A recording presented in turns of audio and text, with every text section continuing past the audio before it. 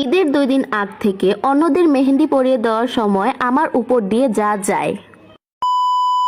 অন্যদের মেহেন্দি পরিয়ে দেওয়ার সময় প্রথম মুহূর্তে নিজেকে যেমন মনে হয়,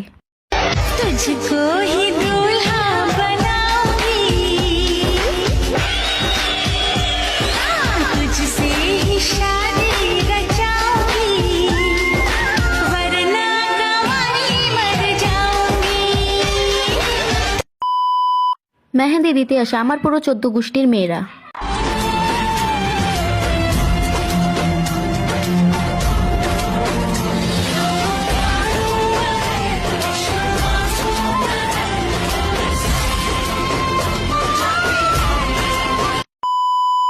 মেহেন্দি দিতে এসে ঢং করতে থাকা আপু।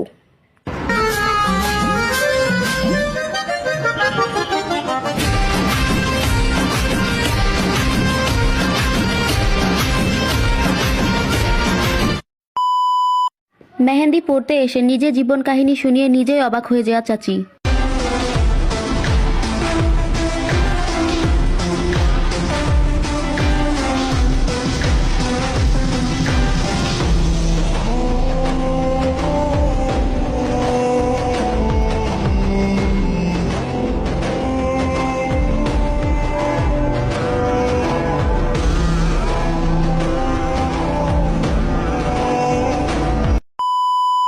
কে আগে মেহেন্দি পড়বে তা নিয়ে ঝগড়া করা চাচি। 윤기? 야 윤기 집에 없어. 야 윤기 곧 바꿔. 오늘 하루도 죄송합니다. 나도 정리 잘하고 싶지. 근데 공간이 없는 거 어떡하려 공간이. 공간이 없다고. 실안 돼. 내가 남준이 본 거는 하루 이틀 그거 아니야.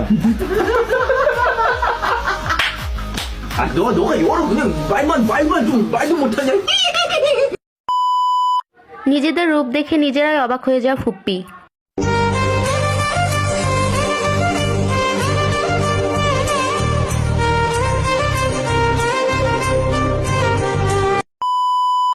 আমার বাড়িকে ডিস্কো ভেবে বসা ভাবিরা।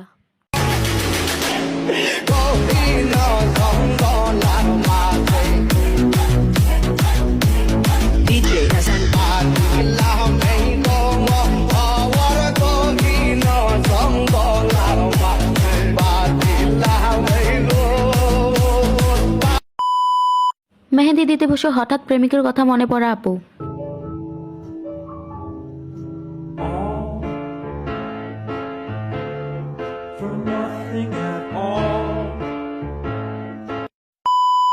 মেহেন্দি দিতে এসে দুষ্টু বাচ্চাদের কীর্তিকলাপ।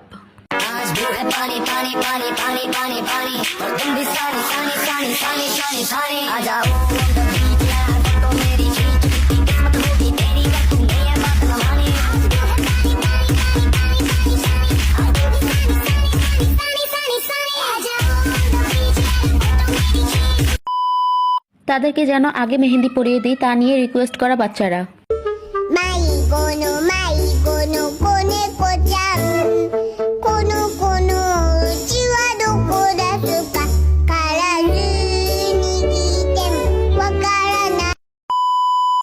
মেহেন্দি দিতে বসে শাশুড়ি নামে কুটনামি করা চাচি। 역대급이라 질문이 있는데 이 시간이 지날수록 이제는 춤을 조금 덜 빡세게 해도 되지 않을까 뭐 그런 생각을 갖고 있는데 왜 우리는 더 빡세질까요? PD님한테 여쭤보시겠어요? PD님 왜 빡세질까요?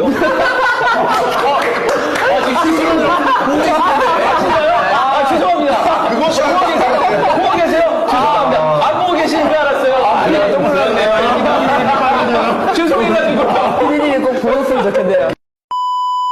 এত কিছু দেখার পর আমার মায়ের রিয়াকশন।